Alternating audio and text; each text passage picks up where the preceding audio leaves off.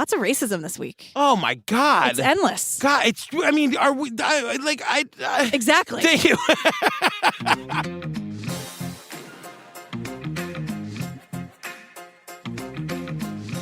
Hi, Julia Benzavali. Hi, Patrick Hines. Girl, before we get to the show, hey, it's been a minute since we told the people about the Patreon and what they can find there and why they should join us. Yeah, that's where we do like after parties. We also send you fun stuff every once in a while. And we also do like the long form series. So the things that are like a couple of episodes, we do it there. So at the $5 level, you get, I think it's over 300 ad-free bonus episodes. God, it's been so long since I've said that. My mouth doesn't know how to make it make sense. And that's episodes, yes, but also like downloadable things like our after parties and just like AMAs and catch-up sessions and all that stuff. But wait, let's tell them some of the stuff we've covered over there. So like the staircase, the Jinx, all the old school stuff, the Scott Peterson case, the Bad Jodi Vegan. Jodi Arias. We've covered tons of mafia stuff, culty stuff. Oh, Starved Rock, Heaven's Gate. Yeah. What are we doing right now? We're doing Wild Crime, and then we're doing the Tetris murders. Oh, and with Pepsi Where's My Jet. Oh, Pepsi Where's My Jet. McMillions. McMillions. So that's all at the $5 level. At the $10 level, you get the regular episodes ad-free. Join us on the page. It's patreon.com/truecrimeobsessed, or go to our website, click on the Patreon link. If you want more Jillian and me, that's where you'll find it. Yeah, and there's like a lot there. Yeah. Almost too much. Like, I want to apologize. Right, totally. All right, girl, what are we talking about today? So we are talking about, it's called The Disappearance of the Milbrook Twins. It's on Oxygen. This is the first case of missing twins that are still missing today. They should be America's twins, and nobody knows about them. Police didn't do nothing. Anybody that was our color was runaways. I just can't believe no one knows anything. He doesn't want to be exposed for the lousy investigator that he is. I want them to help me find them. The twins' father hung out with people who committed murders. An apparent serial killer who was operating in their neighborhoods. What if I told you that I know where you could find them? Tell me something good, Ernest. Tell me something good, bro. We're in Augusta, Georgia, and we open with Miss Louise. It opens in a pretty compelling way. Yeah. So Danette and Jeanette Milbrook were 15-year-old twins missing since March 18th, 1990 in Georgia. Yeah. And Miss Louise is their mother, and she's about to start this interview. Yep. And one of her daughters, Shantae, is reminding her how high the stakes are, saying, like, you have to do this right. This is a game changer. We're telling the story on television. Like, Mom, you got to nail it. And I was kind of like, let her live. Like, this woman has been fucking through it. Leave her alone. And that's sort of what Miss Louise says, because she's like, After Shantae, I was just tired. What you mean you was tired? I'm trying. So what you want to do? I want them to help me find them. I'm so tired of fighting for my girls, and no one else is doing it. Because it all feels hopeless to her. It's been 30 years since these girls went missing. Yeah. And like no one helped her then. No one's really helping her now. Oxygen is here trying to save the day. Yeah. We'll see. Laura and Paige are here. But the thing is, like, from the beginning, we're just talking about the racism. Like, any black person that went missing was just a runaway. And the cops didn't care. They didn't look. They didn't even try. And there's no accountability. Like that. Zero. That's the thing, you know, that like no one was going to do anything about the cops not giving a shit because of the just like systemic racism that has always existed. Yeah. God damn it. I know. And so Laura Coates, did you recognize Laura Coates? She's a former federal prosecutor. She did the Martha Moxley documentary. Oh, I was going to say Laura's the Maggie. She's back. Okay, great. And then Paige Reynolds is a former homicide detective. So he was on my nerves until he wasn't. Okay, great. Yeah. Oh, what happened? I thought he wasn't adding much. Like, let the women do the work. I think Laura's got it. But then, like, he really shows his, like, what he can do down the road. He really does the, like, let's, I'm going to level with you here. He does that very well. But they're teaming up to get to the bottom of this and to bring their expertise to the case. Yeah. And, like, it opens with them sort of standing at the scene of the crime, like the place where the girls were last seen, March 18th, 1992. Yeah. I mean, they were on their way home, and then they vanished. No one's seen them since. The family doesn't know what happened to them. And the family doesn't think that they've ever had a real investigation. There was never a proper investigation. A lot of times in these documentaries, they'll go back to like the police reports, and there's none of that. Which is crazy. So now we meet the ladies from the Fall Line podcast. Yeah, a minute on the Fall Line podcast. Yeah, Laura and Brooke. Laura and Brooke, this podcast has been around for a really long time. It is one of those like super high quality indie podcasts. Like long form investigation. Yes, they're on the Exactly Right network now, which is like Karen and Georgia from My Favorite Murder. It's their podcast network. They are super victim focused. Their research is incredible. Their podcast is like so well made. If you don't know the Fall Line podcast, they're doing the real good work. Yeah. Go listen to them. Yeah. And so they did this long form investigation in 2017 and got people interested in this case again. I just want to say one quick thing that Laura, one of the hosts of the Fall Line, says.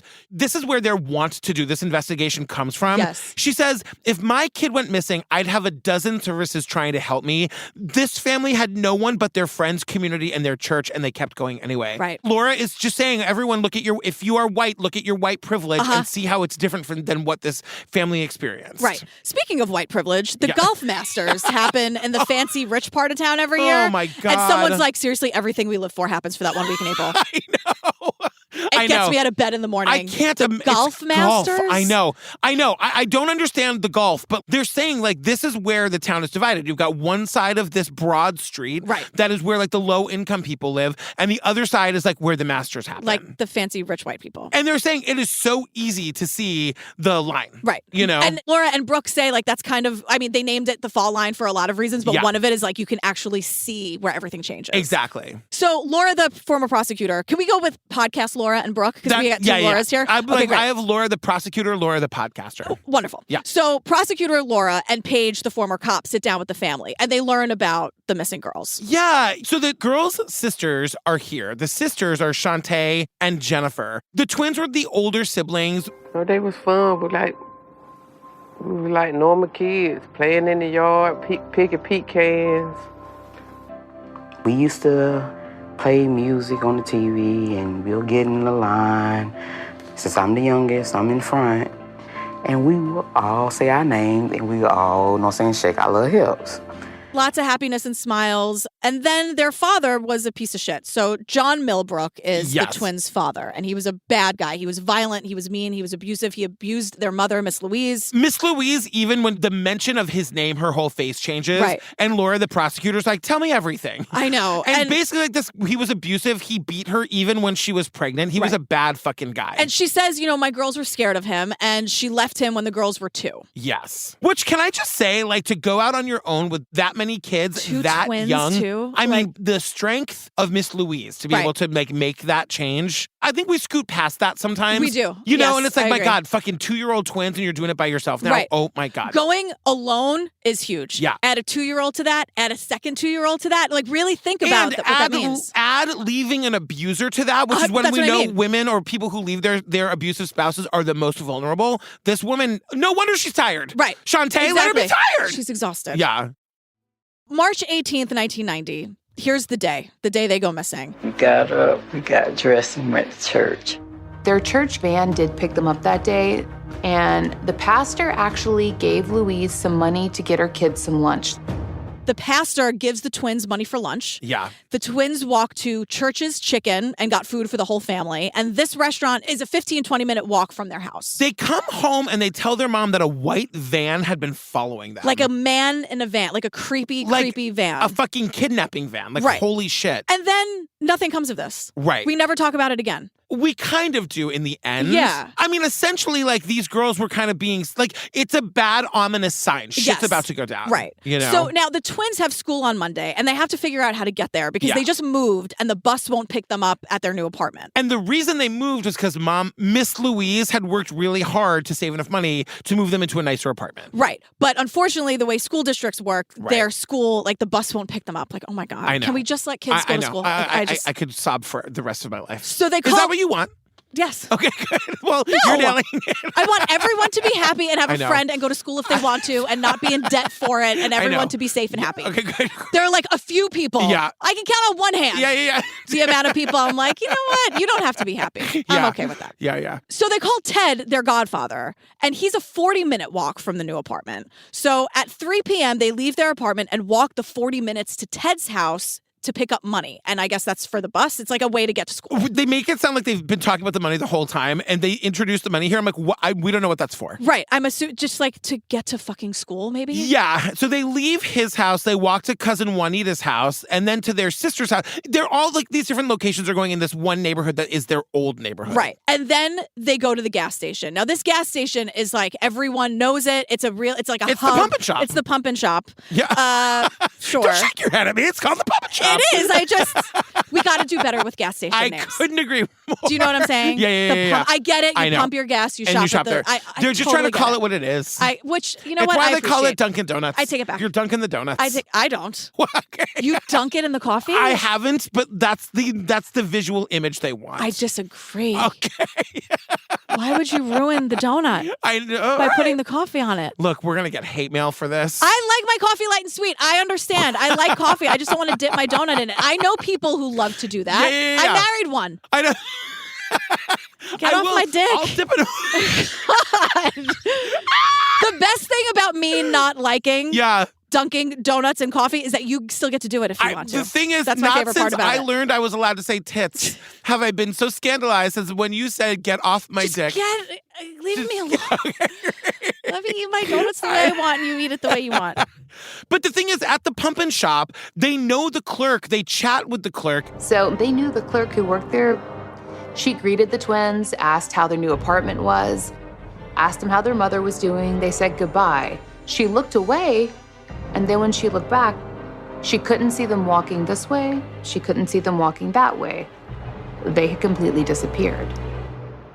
They were gone. And the girls are gone. Right. And this person knows them enough. They're like, how's the new apartment? How's everything going? Like, it's not, I mean, she knows about their lives. Yeah, but meaning that, like, she doesn't see them walking in either direction, which says to me maybe they got in that van. And so the twins never come back home. And now they're thinking, like, it's a 40-minute walk. They're going to all these houses. They're not expecting them back in an hour, but now it's getting dark out. And now it's scary. Yeah, so the mom and sister are, like, out running around looking for them, and they do this all night. And so they call the cops, and they tell her that the daughters need to be missing for 24 hours before she can file anything. So I guess they hadn't changed that rule yet. I mean, and this is the thing. I just remember this from like my OWD days. Sure. It's like jurisdiction to jurisdiction, person to person. If they just don't want to, like maybe if somebody from the master's side of town had called, they would have been out there looking for them. This is true. This is the institutional racism they're talking about. Right. Because you have to act fast and things like this. Like time is so valuable. So then it's like they can buy 24 hours and not care about it. And then they could say, I'm so sorry. It's like, we don't have any leads. Bye. Exactly. And we're going to learn later that eventually the cops are going to say that like the girls were known to the family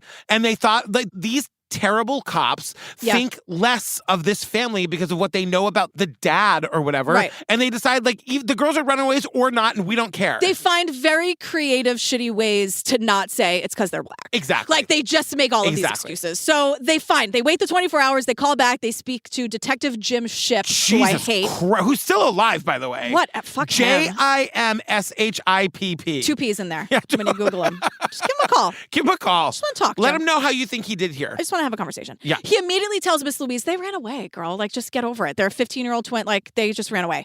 So now Paige, the former cop, who you didn't like at first, he's like, how dare he say that to you? He goes, he doesn't know you from a can of paint. And I'm like, first time I've heard that phrase. But then podcaster Laura, who I love, says, I've looked at a lot of cold cases and I've seen wonderful investigations. I've seen mediocre investigations. I've seen well-intentioned investigations, but I've rarely seen no investigation. And that's what we saw in the case of the Milbrook twins. I've very rarely seen no investigation. And that's exactly what this is. Yeah. They just don't give a shit. What I thought was I went back to see if I got the quote right. She says very rarely. She doesn't say never. Because I bet every time she sees it, it's a fucking person of color. Absolutely. You know? Yeah.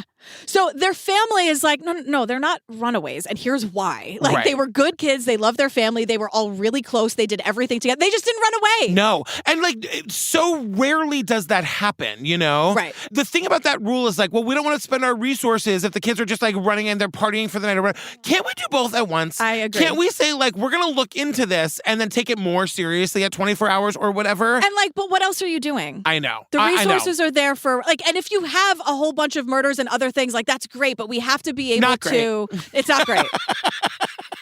That's not what I meant. I meant I understand. Right. Totally. I knew what you meant. That was horrible. I knew so not what I meant. Yeah. So anyway. That's amazing. That's amazing. Like, you know who's That's worse? my favorite. You know who I know is worse than me? John Milbrook, the father. 100%. So he's still alive. He's in a nursing home with dementia, which is not helpful. Yeah. And so here's what we know. We're getting into John more now. He was super violent. He was cruel. And he was not interested in helping this case at all. He tells one of the sisters, if the cops come looking for me, tell them I'm dead. Don't you want to help find your kids? But doesn't that also tell you everything you need to know? Yes. If he doesn't want to look for the kids, then he knows they're not coming back. Right. And like, I mean, it's just that simple. Right. The cops are useless, but like John Milbrook isn't helping things here. No. And like literally, it's one thing to not help things. It's another thing to be like, don't look for my missing children. Right. You know? So the Fall Line podcast calls Detective Jim Shipp, who we hate, trying to get information. And he says... This this breaks her heart. She can barely keep it together telling this part of the story. And I was like, what? I know. So he goes, oh, those two runaways? I did ask him if he thought the twins were alive, and he said, I don't know any reason why they wouldn't be.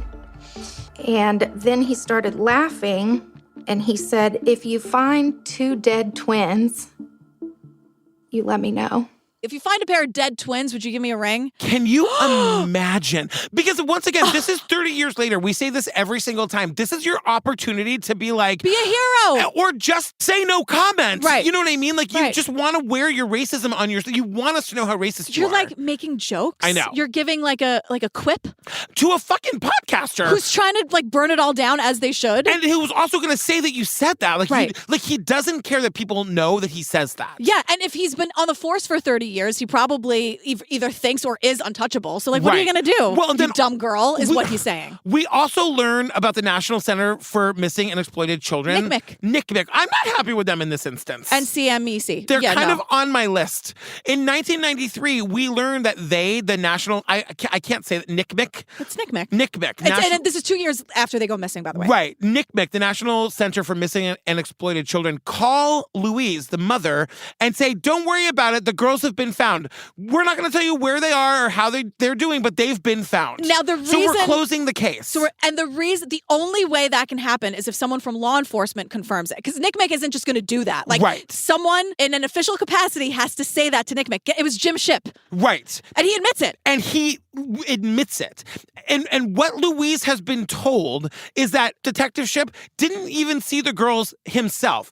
He heard that somebody else had seen them. Then, unprompted, he picked up the phone and called the National Center for Missing and Exploited Children and told them to close the case. He's like, I'm just trying to be helpful. Right. I'm really all about resources. I don't want NCMEC to waste their fucking time. Are you insane? So, like, why do you even care if the girl, like, if you never looked for them, you are shutting down any hope that these girls are ever going to be found. Right. I don't believe there's a world in which this Shipp guy believes that they've actually been seen. Right. And the thing that is so heartbreaking about it is he's not just doing nothing. Right. He's actually preventing any work being done. Like, sometimes we call that obstruction of justice, I think. But when you're a cop, it's just like saving resources. It's unbelievable. And so now we get this like super oxygen-y moment in a parking lot. Oh God. It's so it's so staged. I know. It's stupid. It's so staged. But like, so we got to talk to Jim Shipp, right? Yeah. So our investigators here, the prosecutor Laura and Paige, the former cop. Do you like him yet or no? Not yet. Okay, great. I don't dislike him. He's just not like, I feel like he's getting in Laura's way. Just let her do it. Well, guess what? Yeah. You must love this part because that's exactly what happens. Okay, guys. So we've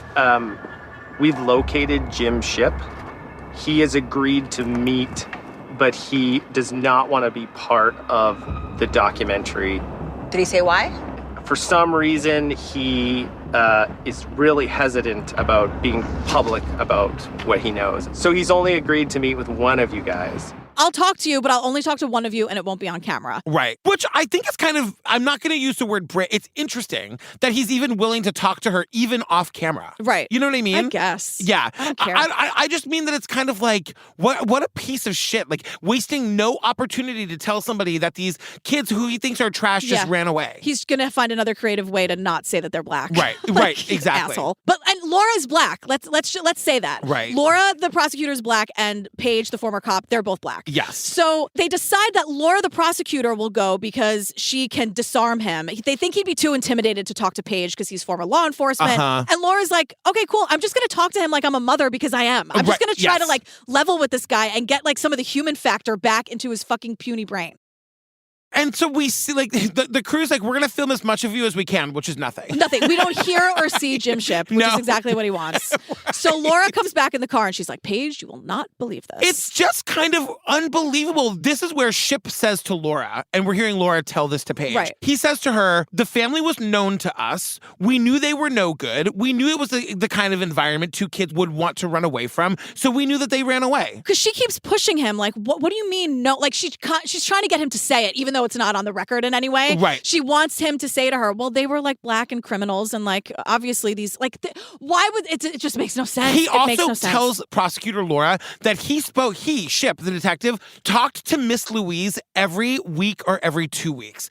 And she's like, no, in the entire time my kids have been missing, he's spoken to me twice. And Laura says that to Ship, right. To which Ship responds, I don't know how to explain it other than maybe her IQ.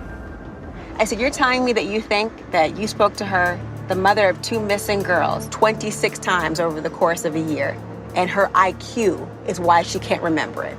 The only reason she doesn't remember it is because of her IQ. And he's like, 100%. Also, I don't care that the podcasters are saying I'm racist. Right. I don't really give a shit. Like, think whatever you think about me. Like, he's now defiantly saying, I don't care what you think about me. Oh, you just didn't do your job. At the very least, you didn't do your fucking job. I mean, to not understand what it is like to call the mother of missing kids, I almost wish the conversation didn't happen. Because it's just giving him what he wants, which is a platform to keep, like, re-spewing his hatred and racism. Yeah. And all it does is make me mad. It gets us nowhere. I know. It gets us nowhere. So 2013, Augusta elects its first black sheriff ever. Yeah. And his name is Sheriff Richard Roundtree. He ran on a platform of community. Yes. He wants to get the case solved. He's saying, like, I'm here for you. He is saying that he's going to solve this case. And what's amazing about him is that he comes from the neighborhood where the 2 girls went missing from. So remember, this town is divided between, like, the rich golfers and like all the poor people. Golf. And my God. It's and even if you boring love golf, to watch. I was just going to say, if you like golf, great. I'm happy for you.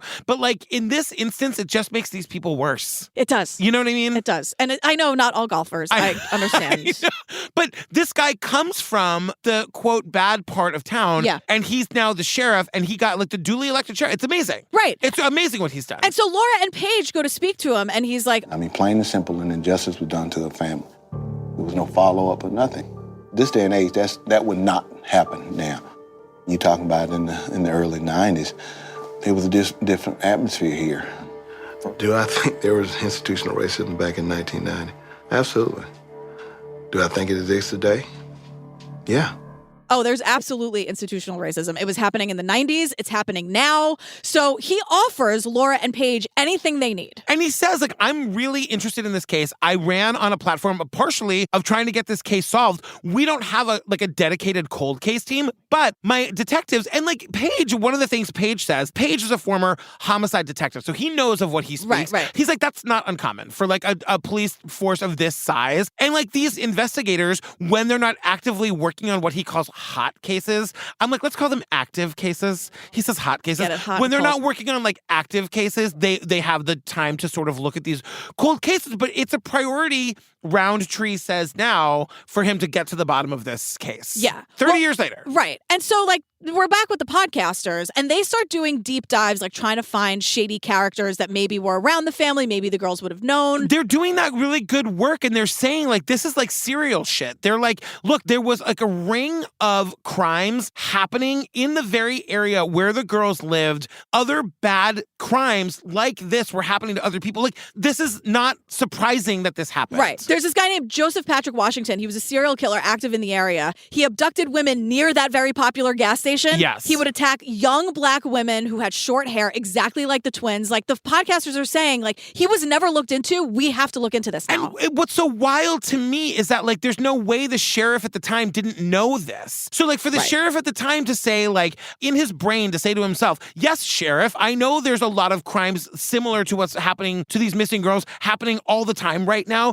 but these two girls are definitely not a part of that. They definitely just ran away. Like, it's what? worth looking into. Absolutely. You know? Of course. So then the podcasters are like, all right, well, what about their dad? He's a bad, dangerous guy. He probably ran with some dangerous people also. Yeah. So we hear about these people, Reggie Cummings and Ernest Vaughns. These friends were involved in drug crime, and there were 2 murders that happened that were related to one another. And John Milbrook, after the fact, was involved in hiding one of the bodies at the local landfill.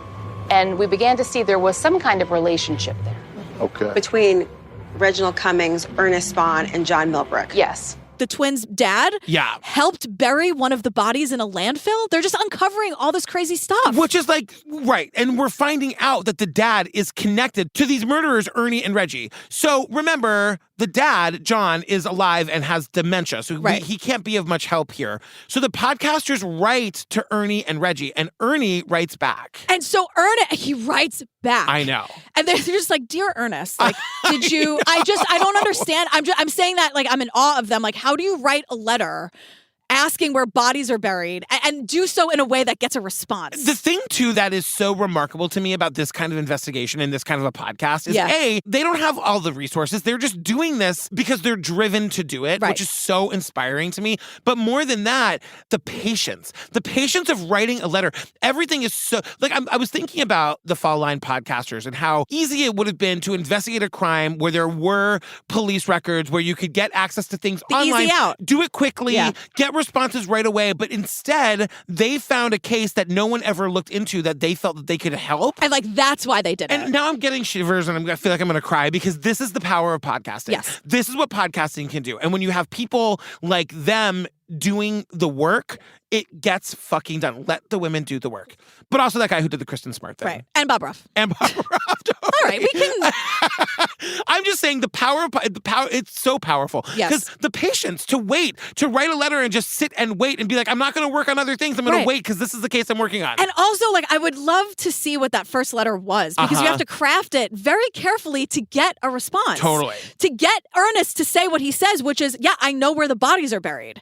So the podcasters didn't want to ruin anything. I mean, can we like slow down on that for 1 second? He writes back, he's like, I know where the fucking bodies are. Is that information you want? And they're like, oh my God, like it's happening. It's also, and I don't know how any of this works, but the fact that he's not trading that information, that he's not trying to get it reduced somehow, I don't know what he's in for, but like. Maybe that's something they left out. I don't know. Yeah. I'm so interested in that first letter. Like, how do you start that conversation? I mean, it's just skill. You know what I mean? Yeah, it's just like, it's skill. So the podcasters are like, shit, this is huge. They don't want to ruin anything. Like they really take the time to say like, how do we handle this in a way that doesn't fuck up the case? Like this is major. What do we do? So they hand the letters over to the police, hoping against hope that they'll finally do something. I called a few times after that, maybe one other time, essentially begging, please. I reiterated, this family's been waiting for answers. This person might have them. The months are passing. Please. And that was 2 years ago, and nothing has been done. You've heard nothing from the DA or Richmond County or the police or anything? Not a thing. We knew that the cops weren't going to do anything. Yeah, it's so fucking aggravating. But the good news is they made copies of the letters. Right, because exactly. They're smart. So prosecutor Laura and Paige they're talking to podcaster Laura and Brooke about the letters. They get like I don't know if it's real or not, but their minds are blown by the letter, right? Right. So now they're like, look, we're gonna write to this guy. This is so staged. This is so oxygenified. I know. Because Paige and Laura are like, we're going to write our letter to Ernest now. He responds immediately. And it's like, no, production wrote to him before. Like, are you kidding me? This was all planned out. They didn't just like make a wish on a star and mail a letter and like, oh my God, he responded in 2 weeks. Like, no. That's funny because that's exactly what I thought happened. Oh my God. And if it did, prove me wrong. I'm happy to be wrong. But let's just, we wouldn't be making this if we didn't, you know what I mean? 100%. Come on, You need Oxygen. Ernest's participation. Just say like production reached out to Ernest. Like, tell me that. Right. It's fine. And that's fine. We don't need like that's movie how magic. This is done. Give me a break. Stop it. This is like if you wish upon a star. There are 2 missing girls here and nobody gave a shit. Don't make it like a Hollywood movie. Just like do the fucking work. No, I agree. So Ernest Vaughn writes back. He wants to talk to us. Yeah. He wants to give information as much as he has it. Okay. And turns out he has a daughter that lives in Augusta, not too far away. And I spoke to her on the phone, and she says that tomorrow we can come by her house, and she's going to connect us on the phone with Ernest Vaughn. Oh, I love it. Go to her house tomorrow, and I'll call, and we'll talk then. Because again, he's still in prison. Right. So Ernest's daughter's name is April. Her father's been in prison since she was a baby, and she, of course, knows about the Milbrook twins. So I think April is such an interesting character here. She hates every second of this. She's so uncomfortable. And she should hate every second of it because she's an innocent kid or woman. I don't know. We don't know exactly how old she is, but she seems that she lives alone. Yes. She's an innocent person here who is keeping her father's secrets and wants to do good, but also doesn't want to betray the dad that has been in prison her entire life. And then like the cameras are there and she knows it's going to go out into the world. Yeah. And then you have Laura and Paige trying to get her to say things. But you know what? I'll tell you for me, the most powerful moment of this entire documentary happens in this room. Oh, wow. Okay. So we are waiting and waiting for Ernest, the dad, to call. It's been 3 hours and it feels like to me, April has information, but she's super apprehensive and she doesn't want to say it. But I feel like when I was first watching this, I was like, what do you know, April? Yeah. What do you know? And she definitely knows something. And so when it becomes clear that Ernest is not going to call, Paige, the man, is sort of trying to coax information out of her, and it's not working. Laying it on real thick. Don't let the men do the work. Like, not here. No. But then Laura, and this was, to me, was the most powerful moment in the whole thing. Laura, the prosecutor, is saying to her, I'm going to speak to you as a mom. Mm-hmm. You're a mom. I'm a mom. Right. These two girls that are missing, they also had a mom. And now I'm going to cry because Laura says to April, the Milbrook twins' mother has been told that they ran away. She knows it didn't happen. Yeah. I know my girls wouldn't run away. I know that if my girls were gone, they would do whatever they could to get back to me. And I know that if something happened to her, the last thing she would call is my name. Not her father, not her grandmother, not her brother, but it'd be my name she called. My name is the last name, Mom, is the last words that would have come out of their mouth. Right. Oh my God, now I'm going to cry again. And that's when April asks for a break. Yeah. And she walks outside, she takes a minute. I feel like I had to take a break. Yeah. Like, these Oxygen documentaries can be kind of shitty. Yeah. But this moment in this documentary was very powerful. Yeah. I found it to be very convincing. I mean, she was a prosecutor. Now I'm remembering, she's good at this. She's good at this. She's a good storyteller. And it's also, but it's right, at the core of it, it's like there are these two missing girls and their family has been ripped apart. You shouldn't have to really, I'm not saying April needed any convincing, but it's on a human level. Uh-huh. Don't you want to help this family? Yeah, it's been 30 years. But how fucked up is it of if this is true, I don't know if this is April's story, but she's been raised having loyalty to her dad. She maybe loves her dad. Her dad shouldn't be telling her secrets about murders, I know. It's a lot to put on a fucking kid and then be like, and by the way, don't do the right thing and tell people. Poor April's in a very tough spot too. Right. And just maybe I'm being cynical. Yeah. But everyone signed the release papers. Everyone knew Oxygen was coming. For sure. But I do think that the expectation was that the dad was going to call and he's going to tell. And he didn't. So Laura and April have that conversation. Laura's like, I'm a mom. You're a mom. Yeah. April asks for a break. She comes back in and she goes, Mama just said Okay. they ain't alive. Okay. I know that. And he can tell y'all exactly where they buried it. And he know who did it. the Milbrook twins are dead. And it's like, holy shit. And she says, Ernest, her dad, told her this. Yes. And then when he told, they were like, well, and then what happened? Like, tell me this whole conversation. And she goes, he told me I didn't want to know anything else about it. I changed the subject and we never spoke about it again. Yeah. And then all of a sudden, like, this moment is over. And I was like, how does that filming day end? Right. You know what I mean? So, anyway, we have lunch. I know. Like, some PA comes in and it's like, so who ordered the chicken cutlet sandwich? Someone else is like trying to give their mic back. And they're is it a wrap for the rest of the night? No, your mic's still on. Can you come back for a second? Oh, yeah, sorry. It's just like that really crazy, powerful moment. And then like, but they're filming it, right. You know? Yeah. The union says we need to take a break. Right. It turns out the prison was in lockdown, and that's why Ernest didn't call. Or so he says. Whatever. But they have another plan, and hopefully he'll call today. So, like, we're all back at April's house. Right. And he calls. And Paige dives right in. He's like, look, we're not the cops. There are 2 black girls. Nobody cared. Like, we just got to get down to it. We're not going to deal with pleasantries right now. And this was where Paige, like, really showed his value here. He's in level with him mode. Well, because he was a former homicide detective. Right. So he also knows how to get people to talk.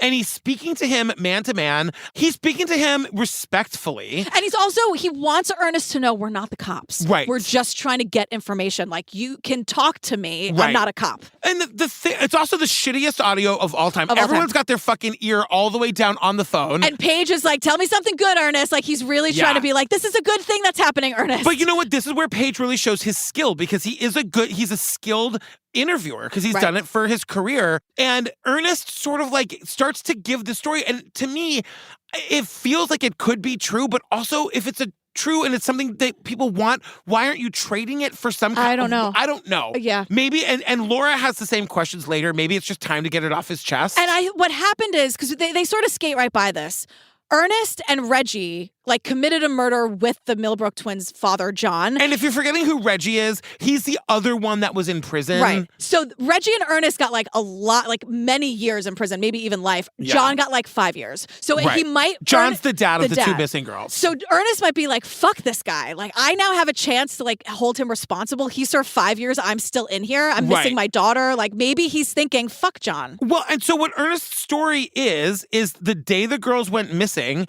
everything that we know about, they went to church, they went to the pumpkin shop or whatever, then they got picked up in that white van and they got taken over to their dad's house, John. Now, Ernest was 12 years old at the time. Yes. The Milbrook twins are 15. Right. So John, the dad, had a house in a bad area. He sold drugs. He did drugs, specifically crack. Yes. This is all coming from Ernest. And he sold these drugs out of this house. So when the girls, the 15-year-old twins that are missing, get to the house that day, there's a lot of these people in the house. It's like a drug house. Right. And we are told, according to Ernest, one of the twins got drinking, got smoking weed, and some of them dudes riding her, so they started, when she got drunk, they took advantage of her. And when she got a little bit, like, a little drunk or a little high, she was sexually assaulted by one of the men in the house. One of the 9 men who, like, older than her, on drugs. Like, that just feels so scary to me. And we're talking rape. Like, we're not talking, like, we're talking rape. We don't know if it's Danette or Jeanette. We don't know. But we just know one twin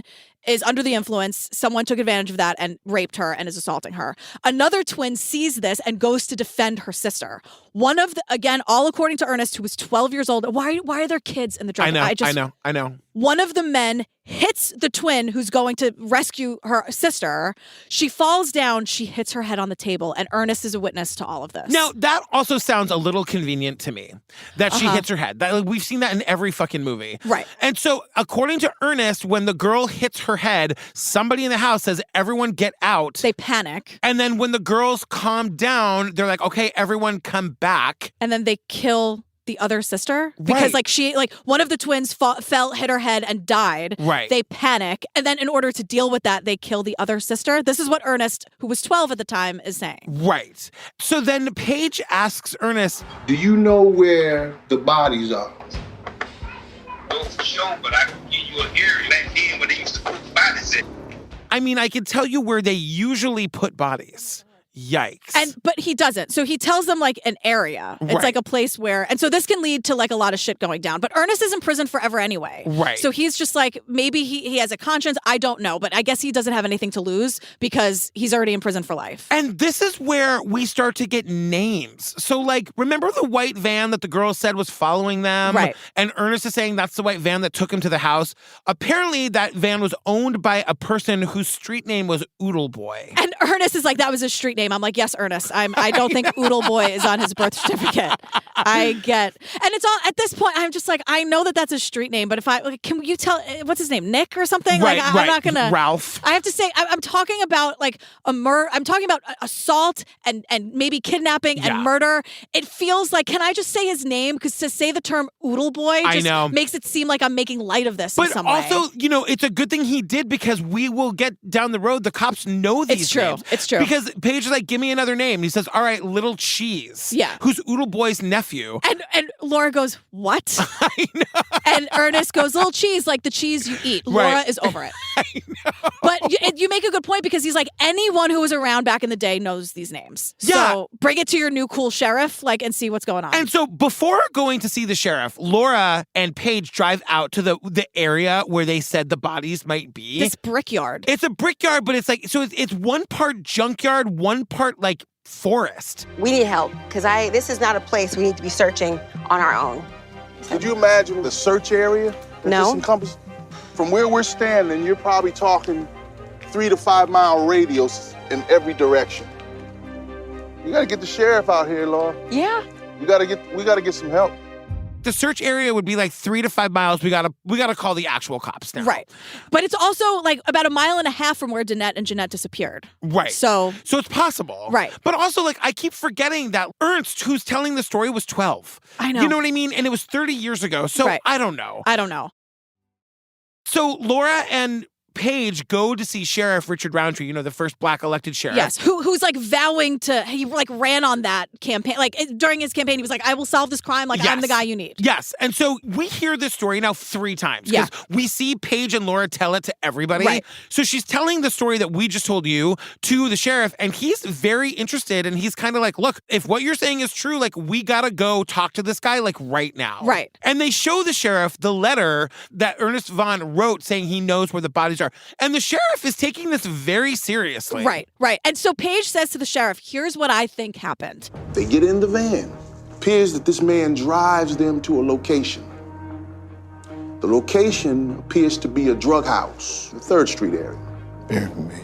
A lot of questionable, illegal, shady activity was going on in this particular home. The home belonged to the daddy, Mr. Milbrook. The girls were lured to their own father's house by the neighborhood drug dealers because that was the house. And he was like letting people, like in exchange for crack, you could do whatever you wanted in that house. Right. It sounds terrifying. Yes. So they're getting these kids drunk and high and then assaulting them. So Paige is like, that's what happened. I'm telling you, like, we got the letter from the podcasters. They did all the work for you. Can you just fucking do it? Put a pin in the cops, because now Paige and Laura do the least responsible journalistic thing I've ever seen. What? They go to Miss Louise and Shantae. Paige and Laura tell the mother and the sister of these missing girls that story that we told you that they just told the sheriff. They tell them that story as though it is the gospel of what happened. Right. Without letting the sheriffs do any actual investigation or corroboration. Yeah. They sit down with the family and say, we've solved it. Right. Here's the definitive answer of what happened to your kids. And I think it's so terrible. And I think they took that because the sheriff sort of like is chuckling at Big Cheese and Little Cheese and Oodle Boy. Because he knows the names. He recognizes and them. Laura's like, something funny chuckles? Like, why are you laughing? And he's like, of course I know those names. So they're thinking, all right, Ernest is onto something. He is, like, the names are right at least. So then they go to the family. They don't say, here's what we're working on. Right. Here's the story that we heard that we're trying to get corroboration for. They say, this is what happened. And maybe, do you want to hear this? Because it's terrible. Do you want, until we get to the bottom of it, do you want to know now? Do you want these fucking images in your head now? Or do you want us to call you when we get the guy? Exactly. Maybe they asked that off camera. I don't know. But it's very like, I can't believe they're sitting here. But they tell this definitive story from, remember, this story was told to them by a person who was 12 years old at the time, 30 years ago. Right. And this kid, this now man's memory is crystal fucking clear. Right. And they tell them this like it's good news. Like, look, we have this information. We told the sheriff. He knows these people. They're building a case for the prosecution. Wheels are in motion. And I'm like, okay, this is all bad. And so then we're back to the sheriff because he assigns like lead investigators to this case again. They go out and interview David Vaughn in prison. And then we get this ridiculous side of the road meetup. This is so stupid. Because the investigators that are now investigating this case again, or not even again, for the very first time, agree to meet Paige, who's like one of the oxygen investigators, on the side of the road after they've been to the prison to interview David Vaughn. My fellow lawmen. How are you, sir? Gentlemen, I appreciate meeting you all. Sarge, detective, give me some good news, because I've been hearing a lot of bad news. Tell me something good. We can't really discuss the case right now. We're glad that we were given the case to try and bring justice to this family and see if we can't find these guys. They won't say a fucking word. And he's like, was it a good day? We can't say a word. And it's like, I understand that, but Oxygen, don't waste my time then. And also, it just makes Paige look stupid. Yeah. And also, and another thing. One more thing, because of what we're about to see happen, the cops kind of think Paige is ridiculous. You know what I mean? Yeah. Yeah.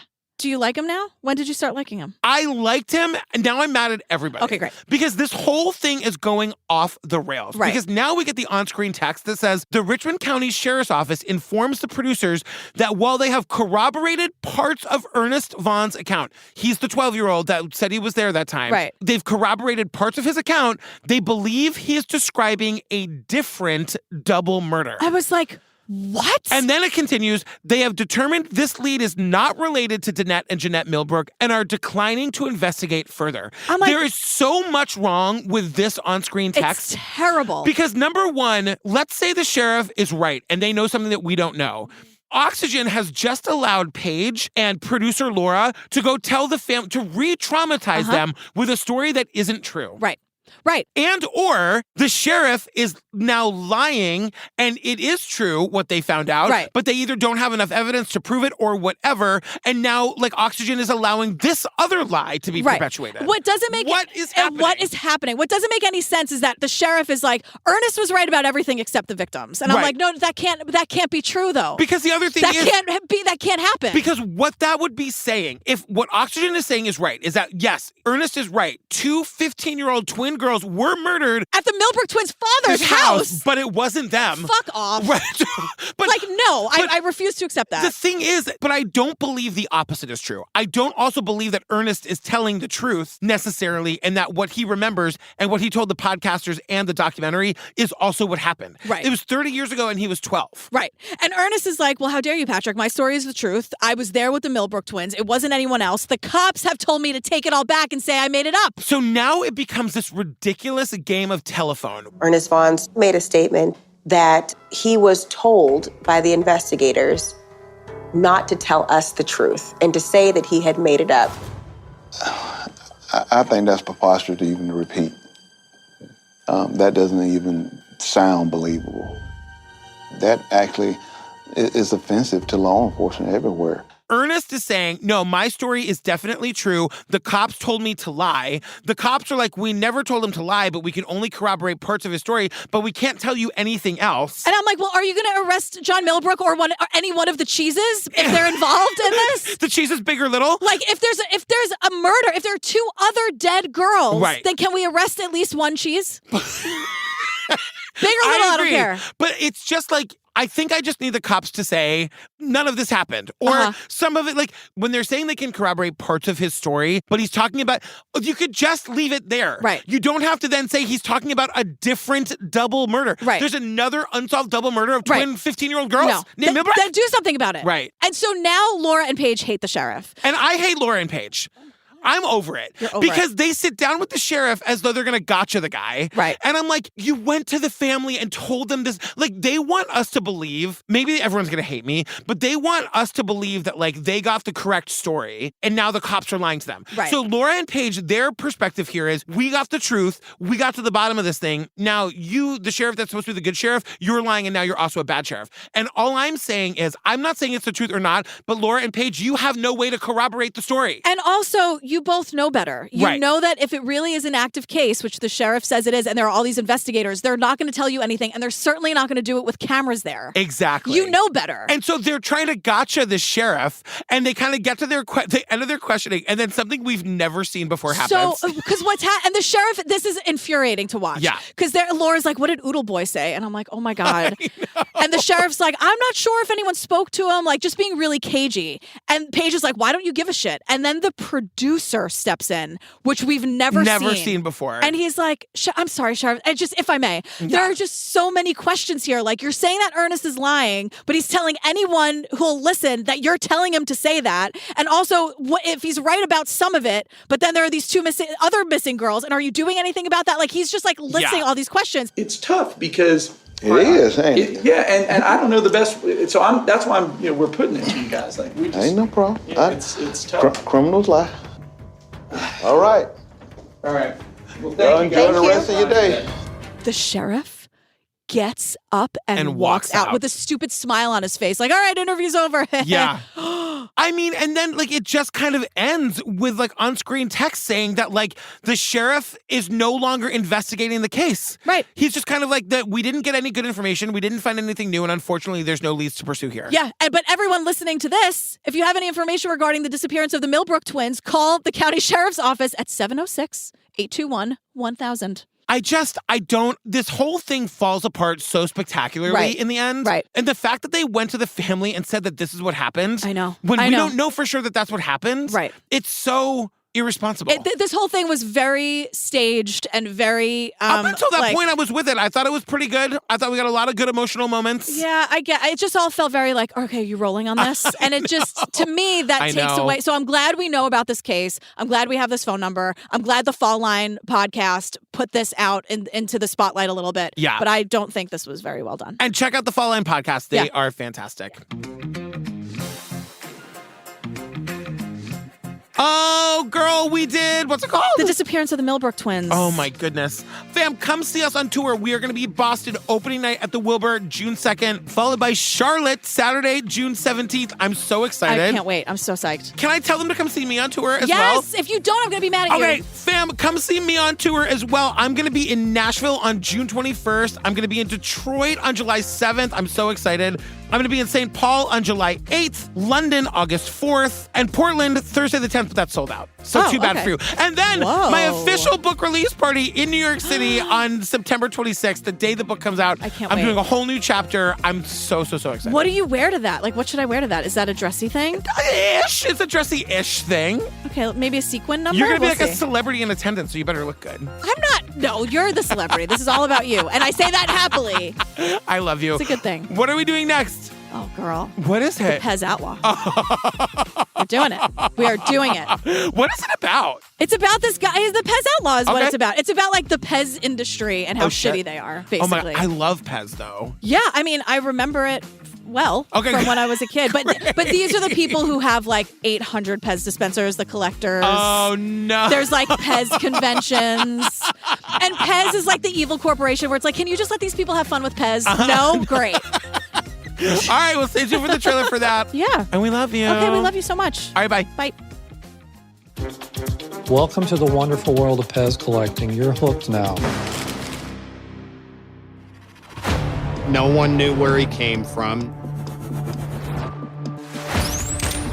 But everybody wanted what he was selling. Pez, it's like printing money.